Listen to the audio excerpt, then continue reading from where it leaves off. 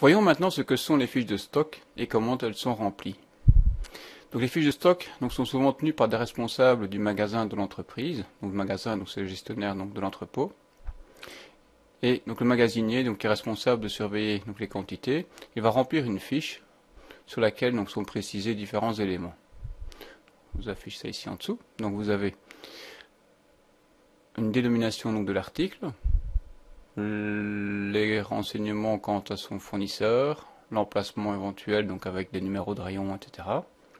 Donc le numéro de l'article, la quantité minimum qu'il doit y avoir en stock et le délai exigé par le fournisseur.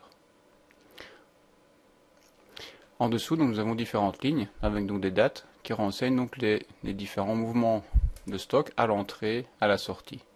Donc on va y renseigner chaque fois qu'il y a une entrée, ici dans cette colonne, chaque fois qu'il y a des articles qui rentrent dans le stock.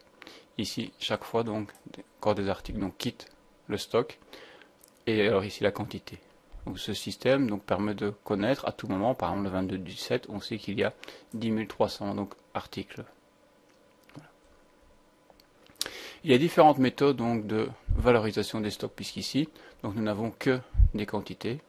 Maintenant, comme précisé dans la vidéo précédente, c'est intéressant de connaître également le prix des articles pour pouvoir insérer dans la comptabilité et estimer correctement la valeur comptable de l'entreprise. Donc ce n'est pas uniquement les quantités qui nous intéressent, mais aussi le prix. Il y a trois grandes méthodes de valorisation des stocks. Donc il y a la méthode FIFO, First In, First Out, on va préciser. La méthode LIFO, Last In, Last Out. Et la méthode du coût moyen pondéré. Commençons par la méthode FIFO. Donc tout ça dépend évidemment du type d'article. Donc la méthode FIFO, le premier article qui rentre dans le magasin va être le premier à sortir. Donc typiquement cela s'applique à par exemple des produits périssables comme des yaourts ou des produits de crèmerie. Donc c'est intéressant que les produits les plus anciens soient vendus directement aux clients. Sinon on va se retrouver, si on ne vend que les articles au fur et à mesure de leur rentrée, et on va se retrouver avec des produits qui vont être périmés.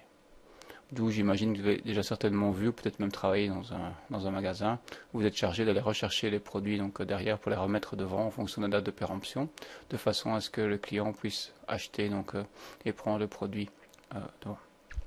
Donc ça par exemple c'est intéressant pour des produits périssables. Le sable, par exemple, là, qui par définition ne périt pas. Donc là, on peut très bien gérer ça autrement. On verra dans d'autres méthodes par la suite. Donc trois méthodes, FIFO, LIFO et coût moyen pondéré. Donc FIFO, typiquement des produits périssables. Alors, pour expliquer un petit peu, illustrer tout ça, on prend l'exemple d'une entreprise, tout outil, qui vend des articles de tout genre. On va seulement ici établir la fiche de stock des foreuses. Donc je vous donne la référence. Au mois de mars 2014, elle avait un certain nombre de certaines quantités et des articles à 28 euros, donc 25 articles à 28 euros hors TVA. Donc attention que dans les fiches de stock, on renseigne toujours les prix hors TVA. Je renseigne ici les différents mouvements du mois de mars, donc des entrées.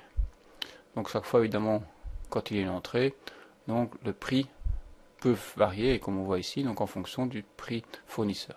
Par contre, les sorties, pas, puisqu'il n'y a pas de renseignement de prix, et le but ici va justement de calculer la valeur de notre stock. Donc à combien revient nos articles, en sachant qu'on en avait 25 à 28, puis 30 à 31, donc le prix augmente, puis on achète un peu plus tard en promotion 20 à 29, et puis ici on en fait sortir 30 des stocks, et donc on va essayer de calculer combien va être le prix unitaire.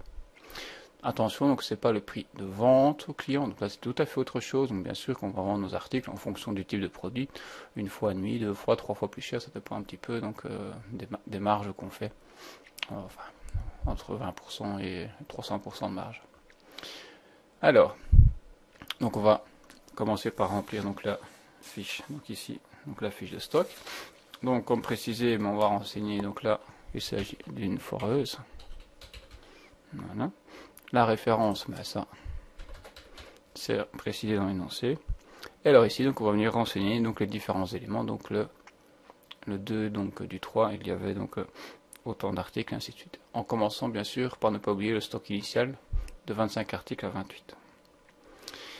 Alors, donc dans la fiche de stock, on a les entrées, les sorties et les stocks. Donc le stock de départ, donc on va mettre le 1 du 3. Donc il y avait 25 articles, donc à 28. Donc ce qui fait 700, simplement la multiplication de 25 par 28. Alors on continue, donc on va faire ligne par ligne. Donc le 2 du 3, 30 articles à 31. Des articles donc, qui entrent. Donc ici je vais sur la ligne, la colonne entrée. Donc je peux laisser ici une ligne par opération. Donc ça veut dire que je ne vais pas commencer à rentrer ici sur la ligne. La première ligne, je vais aller sur ma deuxième pour dire qu'il y a le 2 du 3, qu'il y a donc 30 articles donc à 31. Ce qui fait 930. Donc ça c'est le prix hors TVA que nous vendons notre fournisseur. Et puis je continue, le 4 du 3 ça fait 20, et ainsi de suite. Donc ce qu'il y a, donc je peux éventuellement donc oui, je vais quand même calculer avant d'entamer la deuxième ligne, je vais quand même calculer donc en stock ici en tenir compte. Donc j'ai le premier du 3 25 à 28, j'en fais rentrer 30 à 31. Alors ici donc le 2 du 3. Donc dans la dernière ici, donc dans ces différentes colonnes, donc je vais simplement devoir renseigner donc ce qu'il me reste dans mes stocks. Donc le 2 du 3, j'ai quoi? Donc j'ai toujours mes 25 articles à 28, que j'aurais écrit tout simplement, plus, donc je vais pas refaire de date puisque il reste 2 du 3, 30 articles, 1, 31, donc ce qui fait 930. Voilà, donc je réécris une ligne simplement, en précisant donc le 2 du 3. Bon, maintenant si vous avez plus facile, on peut venir ici, donc bien sûr, commencer à insérer une ligne pour, voilà, comme ça vous permet, et là aussi si vous voulez. Voilà. Alors, le 4 du 3, on fait rentrer donc 20 articles à 29,45, ce qui fait 589. Voilà. Et alors ici, donc, qu'est-ce que j'ai le 4 du 3? Ah, j'ai toujours les mêmes articles qu'avant, donc ils sont toujours là. Donc je viens les copier-coller. Et puis je fais rentrer donc 20 articles ici à 29,45. Donc dans mon entrepôt, donc j'ai ces différents éléments. Voilà, une petite ligne en dessous pour simplifier. Donc ça c'est le 4 du 3. Donc j'ai mes 25 articles que j'avais de départ à 28. J'ai mes 30 articles achetés le 2 du 3. Et puis les 20 articles du 4 du 3. Donc jusque là ce n'est pas très compliqué. Donc on insère chaque fois donc nos différents éléments. En entrée. En sortie, par contre, le 7 du 3, j'en ai 30 qui sortent. Ah. Donc ici, je viens 7 du 3, j'en ai 30. Le prix, je ne sais pas. Et ça, c'est ici, donc en fonction de la méthode, donc on va avoir un prix différent. Alors, cette méthode consiste quoi? On va épuiser les lots successifs en suivant l'ordre de leur entrée. Donc on va d'abord aller rechercher les lots les plus anciens. Donc ici, donc j'ai besoin de 30 articles. Donc ici, les lots plus anciens, c'est mes 25 à 28. Donc c'est important d'indiquer ici ligne par ligne, donc en fonction de l'ordre d'entrée. Donc j'en ai besoin de 30. Ok, je vais aller rechercher donc les 25 qui étaient là le premier du 3. On n'est pas à 30, donc j'en ai 25. Donc j'indique 25 à 28. Donc j'indique bien le prix de revient. Hein. Donc c'est pas le prix de vente ici, c'est vraiment combien ça me coûte. Après je calculerai dans un autre... sur ma facture, évidemment, on calculera le prix de vente ici, c'est simplement le prix donc, que ça nous revient. Donc le 7 du 3, j'en fais sortir 30, donc j'en ai 25, et puis il m'en reste 5. Hein, donc j'ai fait sortir ceci, et puis il m'en faut encore 5 pour arriver à 30. Et donc le prix c'est 31. Et je calcule donc 155. Combien est-ce qu'il me reste le 7 du 3 ? À la fin de ma journée, donc les 25 ici, ils ne sont plus là puisqu'ils ont été vendus. Et dans mes 30, j'en ai plus 30 puisque j'en ai retiré 5. Donc il ne me reste plus que 25, 1, 31. Donc ce qui me fait 775. Tandis que les 20 à 29, ils sont toujours là. Donc ça, je peux laisser. Ça me reste dans mon entrepôt. Voilà. Donc, Le 7 du 3, pour résumer, le 7 du 3, j'ai besoin de 30 articles. En FIFO, donc c'est le premier article rentré qui sort. Le premier article rentré, je viens voir, le premier article c'est ceci. Donc j'en ai 25 à 28, donc je les fais sortir. J'en ai besoin de 30, donc j'en ai encore besoin de 5. Ok, je vais voir sur la ligne d'après, cette ligne-ci. J'en ai besoin que de 5 à 31. Ok. Les 20 ici, je n'y touche pas. À la fin de ma journée, donc il me reste quoi? 30 moins 5, il me reste plus que 25 à 31. Donc de cette ligne-ci, et plus cette ligne-ci à l'identique, puisqu'il n'y a pas de changement. Alors, le 9 du 3 sorti de 15. 9 du 3. J'en ai besoin de 15. FIFO, donc je viens chercher sur la première ligne ici. Ok, donc on prend 15 à 31. Voilà. Et le 9 du 3. À la fin de ma journée, donc il me reste... J'ai 25, moins 10, donc il me reste... moins 15, pardon. 25, moins 15, il me reste donc 10 à 31. Ce qui fait donc 310 €. Et la ligne d'en dessous, elle ne change pas puisque ces articles sont toujours là. Voilà un petit peu. Je crois qu'une fois que vous avez compris un peu le système, donc c'est assez simple. Le 11 du 3, 15 articles à 32, qui rentrent cette fois-ci. Et bien donc je viens ici. 11 du 3, 15 articles. Voilà. Donc cette fois-ci j'ai toujours tout ceci en avant, plus ces articles-là. Et voilà. Alors le 15 du 3, 40 qui sortent. Non, pardon. Le 15 du 3 c'est ici, il m'en faut 40. 40. Je prends ma première ligne que je vide. Ok. J'en ai besoin de 40, j'en ai 10, il m'en faut encore 20 là, ça m'en fait que 30. Et il m'en faut encore 5. Donc ça fait 5 à 32, 10.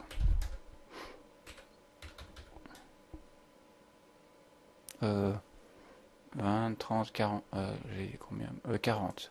40, donc il me faut, pardon, il me faut encore 10 ici, ce qui fait 321,0. Le 15 du 3, qu'est-ce qu'il me reste? Bah ici il me reste plus que 5. Puisque ceux-ci sont partis, et des 15, j'en ai besoin de 10, donc il me reste plus que 5. Voilà, hop. 40, le 18 du 3, j'en ai 50 qui rentrent, donc ça c'est deux rentrées ici qui...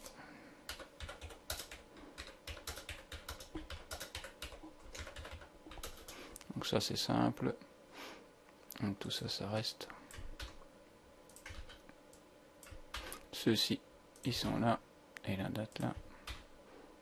Voilà. Donc ça c'est bon. Et le 22 du 3, j'en ai 20. Le 30, 20, ce qui fait 604. Donc tout ça, ça reste. Ça vient là. Ça s'ajoute. Et j'adapte la date. Et puis dernier élément, donc 45 qui sortent le 26 du 3. Donc 45 qui sortent ici. Le 26 du 3. 45, bon, ben, j'en ai déjà 5 là. 45, donc il me faut encore 40. 40 que je vais aller rechercher ici. 40, donc à 30. 50. Alors en finale, donc à la fin de mon mois, donc ça c'est parti. Des 50, j'en ai enlevé 40, donc il m'en reste 10. À 30, 50. Et puis ma dernière ligne est intacte et correcte. Voilà. Donc ici c'est bon. Donc à la fin de mon mois, donc ça serait que je pourrais calculer le solde si vous voulez. Donc à la fin du mois, ça je pourrais mettre.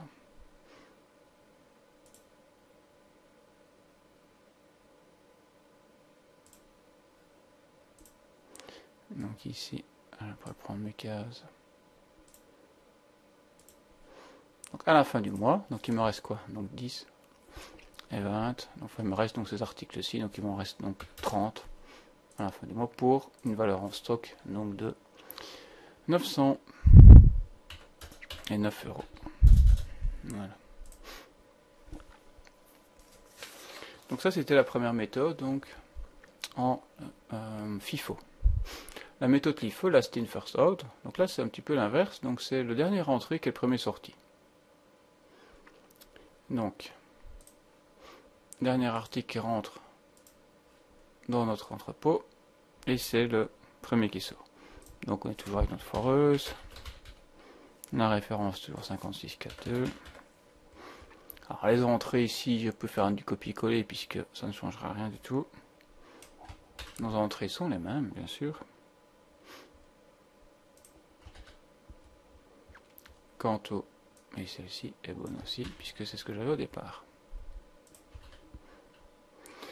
Voilà, donc ici, le premier du 3, j'ai 25 articles à 28 700, pas de souci. Et puis donc ça, dans mes entrées, ça c'est les prix de notre fournisseur, donc tout ça se renseigne tout seul au fur et à mesure. Par contre, la valorisation ici va être donc un petit peu différente. Donc le 2 du 3, donc j'ai quoi?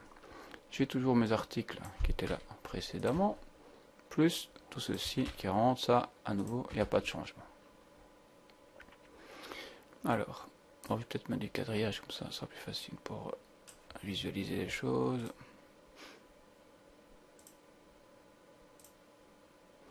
Voilà. Alors, donc le 4 du 3, j'en fais à nouveau rentrer 20 à 49, donc ça, 4 du 3. Et tout ça reste. Donc, il n'y a vraiment aucun changement en tout cas pour les premières lignes. Voilà. Je vais faire peut-être une ligne plus épaisse. Et ici, pour la ligne d'en bas.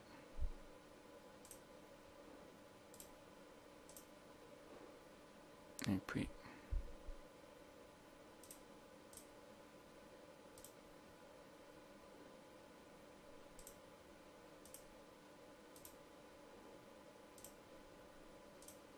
voilà. Donc pour le 4 du 3, donc j'ai ces informations là. Alors donc le 7 du 3, j'en fais sortir 20. Donc ici, ça se complique un petit peu. Donc j'en fais sortir 20. Alors cette fois-ci, donc en LIFO, donc last in, je vais rechercher mes dernières entrées. Donc je vais plutôt me repartir sur ceci. Tandis qu'en FIFO, j'aurais pris ces articles-ci. Donc je vais prendre 20 articles, 29,45, ce qui fait 589.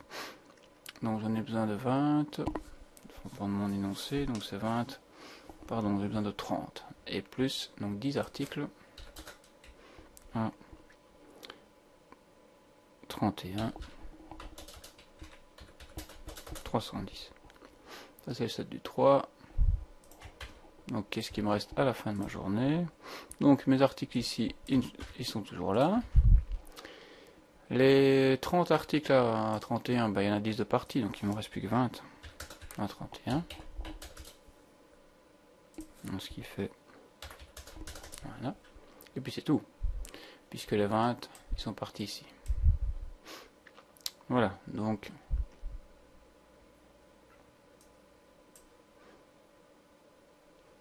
Je peux venir...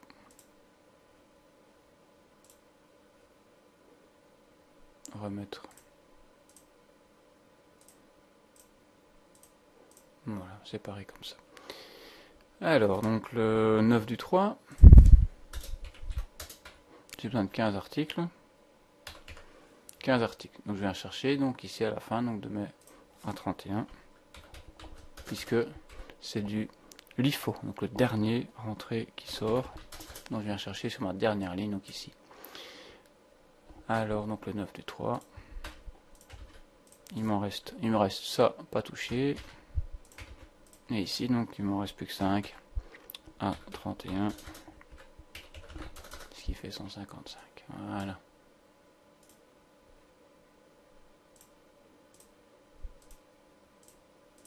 Voilà.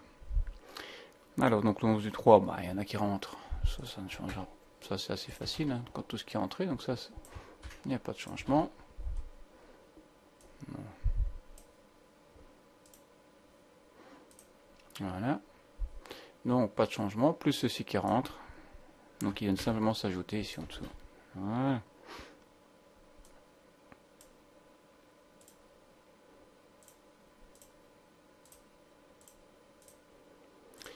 Alors, le 15 du 3. Donc j'en ai besoin, le 15 du 3, j'en ai 40 qui sortent. Alors je vais prendre ceci. 40, donc ça m'en fait 15 et 5, ça m'en fait 20. Et puis il m'en reste encore, donc ici, donc 20 à 28. 20 à 28. Et ici, il m'en reste plus que 5 à 28, ce qui fait donc 140. Voilà. Alors, je vais rajouter aussi des traits à gauche comme ça. Parce que...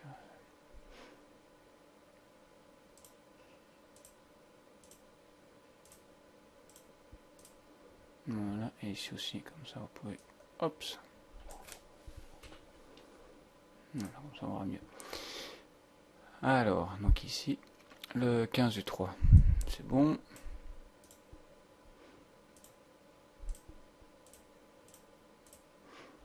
Alors, le 18 du 3, j'en ai 50 qui rentrent. Bah ça, pas de changement. J'ai toujours ceux-ci qui sont bien présents. Et ceux-ci qui reviennent. Voilà, c'est facile. Hop là.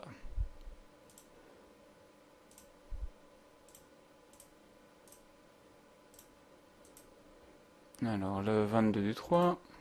20 qui rentrent. Tout ça, ça ne change pas. Et je mets ceci en plus. Et voilà. Et alors, toute dernière étape.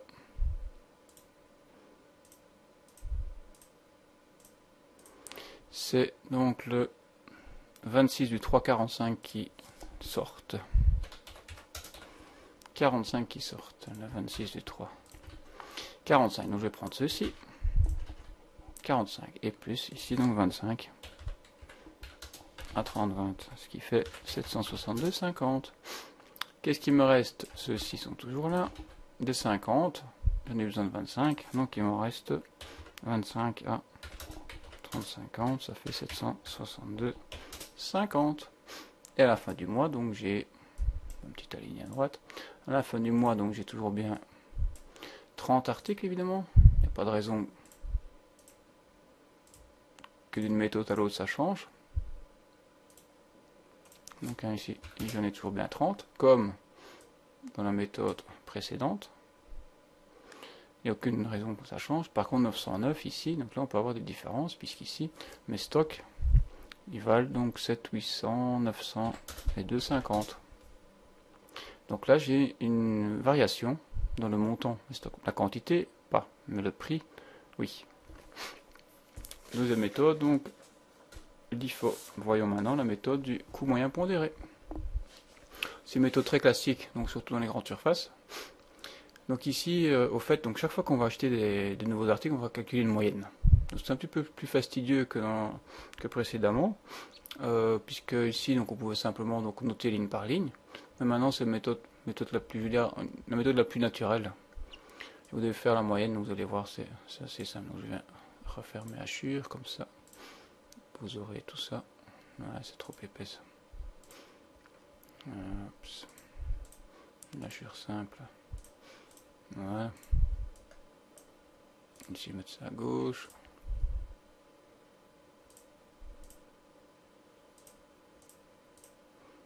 Et ici aussi.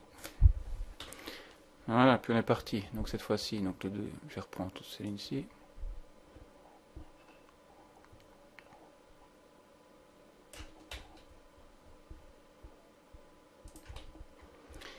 Donc ma première ligne ne change pas. Donc on a toujours le stock de départ qui est invariant. Alors vous allez constater que le tableau va être beaucoup moins volumineux. Bon, je verrai un petit peu après.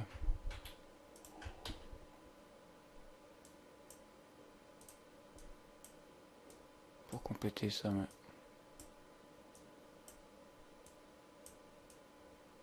Bon, on va tout recommencer. Donc voilà. Donc le 1 du 3, j'ai 25 articles. Le 2 du 3, donc 30 articles que j'achète à 31. Voilà. Le 4 du 3, 20 articles à 29,45. Puis ici, je vais avoir donc le 7 du 3, 30 articles. Le 9 du 3, 15 articles. Le 11 du 3, j'en entre. Le 15 du 3, j'en ai besoin de 40. Ici, 2 lignes. Et ici, le 26 du 3, j'en ai besoin de 45. Et ici, donc le 26 du 3, il va m'en rester donc 30. Alors, donc comment ça se passe? Eh bien, donc ici, donc le 1 du 3, donc j'ai 25 articles. À 28, ça fait 700. J'en fais rentrer donc ici. On va mettre toutes mes dates comme ça sera plus facile.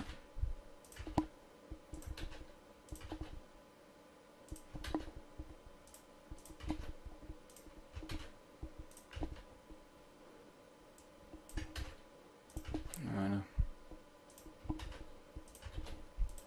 Donc j'ai 25 articles, donc plus 30 qui rentrent, donc ça fait 55 articles.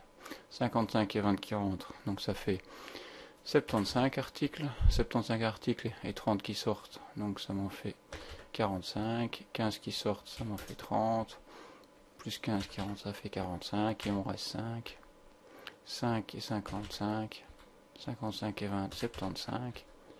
75, donc moins 45, donc il me reste bien 30, c'est-à-dire à la fin du mois. C'est correct. Ça, c'est pour les quantités. Alors, pour le prix, donc, ce qu'on peut faire, donc c'est calculer donc au fur et à mesure. Donc ici, on a donc 700 de stock de départ, et puis on va ajouter 930 ici. Donc plus 930, donc ça fait ici où nous avons 1630 de stock, qu'on va diviser par 55 puisque nous avons 55 articles donc dans nos stocks. Donc ici 26,64. Donc là faites attention au niveau des décimales, j'ai pas précisé avant, mais c'est vrai qu'on enseigne donc toujours des décimales. Voilà, c'est vrai que quand on travaille avec Excel c'est facile puisqu'il conserve donc l'ensemble des décimales. C'est une calculatrice, bon, essayez d'en conserver au moins 2 si pas davantage. Donc le 1er mars, donc nous avons 25 articles à 28, plus 30 à 31, donc on a 55 articles pour 700 €, et 930 fait 1630. Donc on a 1630 en valeur pour 55 articles, donc on fait 1630 divisé par 55, ça fait 29,64 pardon, pour chacun. Puis on en fait rentrer donc 20, 589, donc ici je vais faire 1630 plus, hein, donc plus, mais 589. J'ai dans mon entrepôt donc 2219 € que je viens diviser par 75, donc j'ai ici cette fois-ci 29,59. Donc toujours bien regarder un petit peu pourquoi donc ça a baissé. Donc ici ça a baissé simplement parce qu'on les a achetés moins cher. Donc le 7 du 3 on en vend 30 à combien? 29,59 puisque c'est le prix auquel ils étaient valorisés le 4 du 3.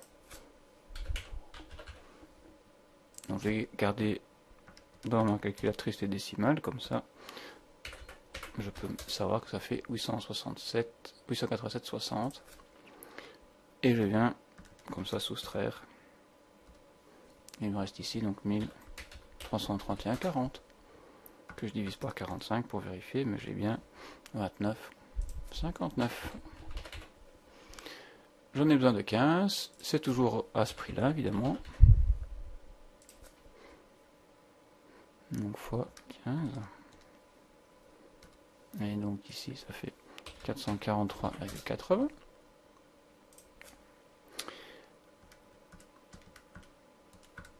Et donc il me reste 887,60 que je divise par 30 et je vais retrouver donc mon 29,59. Il n'y a pas de raison que le prix change puisque je n'en fais pas rentrer.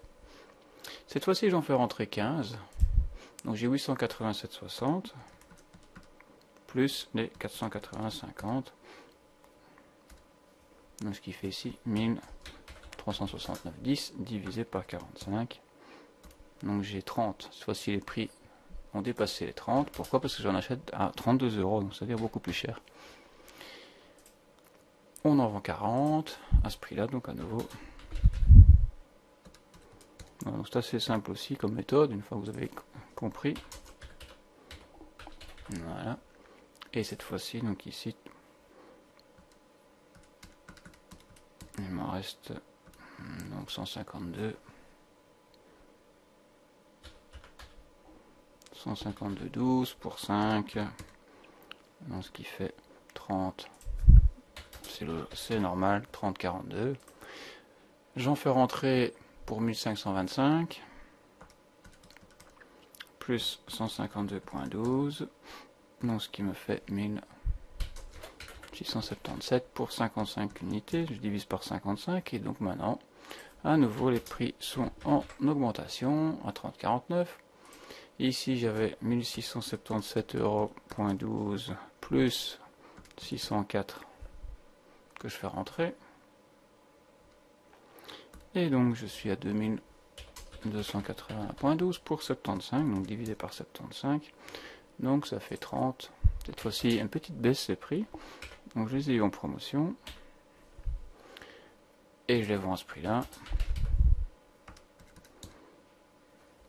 Donc, moi, je laisse toujours bien dans ma calculatrice la valeur pour mes arrondis. Et comme ça ici, donc il me reste moins 2281,12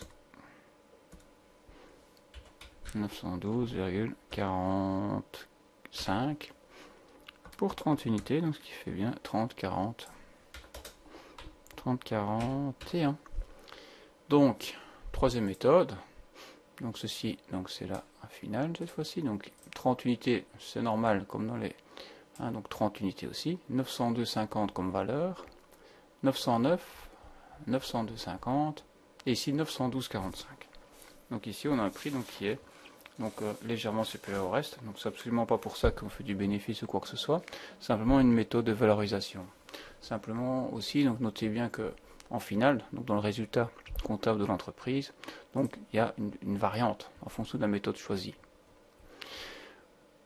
Donc il est important aussi de remarquer qu'il est interdit de modifier donc la méthode de valorisation des stocks. Donc si vous décidez pour les foreuses, donc j'ai pas mis ici, pour les foreuses, utiliser la méthode CMP, donc c'est pas question donc l'année suivante de choisir l'IFO. Donc une fois que vous avez défini une méthode pour chacun de vos articles, donc vous pouvez donc vous êtes libre, mais vous ne pouvez pas la changer d'année en année. Voilà, donc je vous laisse maintenant un petit peu donc travailler, donc faire les exercices donc suivants ici. Donc c'est un petit peu le même genre, donc avec donc différentes dates et nombre d'unités. Donc ici la méthode donc du CMP, et puis donc un peu plus loin vous avez donc la méthode LIFO, Simplement vous pourrez un petit peu comparer comme ça et avoir donc des valeurs donc différentes pour chacune. Donc voilà, bon travail.